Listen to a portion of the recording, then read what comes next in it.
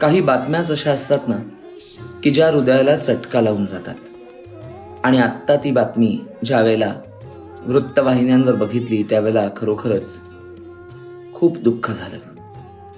ज्येष्ठ पार्श्वगायिका आशा भोसले यांनी वयाच्या 93व्या वर्षी अखेरचा श्वास घेतला.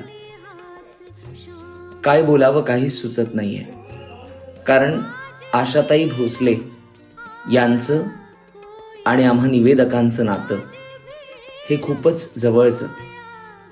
रेडिओच्या माध्यमातून कार्यक्रम सादर करताना असा कुठलाच कार्यक्रम नसेल की ज्याच्यात त्यांचं गाणं नव्हतं. भक्तिगीतं असो, भावगीतं असो, चित्रपट गीत असो, नाट्यपद असो, लावण्या असतील, प्रत्येक जॉनरची गाणी त्यांनी गायलेली आहेत.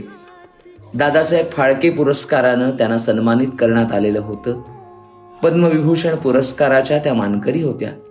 आणि मला अजूनही आठवतंय की काही ठिकाणी जेव्हा प्रत्यक्ष मुलाखत बघण्याचा योग आला त्यावेळेला दिलखुलासपणे, मिश्किलपणे त्या प्रश्नांची उत्तरं द्यायच्या. अतिशय गुणग्राहक त्या होत्या. एका क्षणात कसं असणं आणि नसणं बदलून जातं नाही. गायिका आशा भोसले आहेत आणि आता गायिका आशा भोसले नाहीत. हृदयाला चटका लावणारी ही बातमी, पण त्यांचा स्वर हा कायम स्मरणात राहील. उरतात त्या फक्त आठवणी.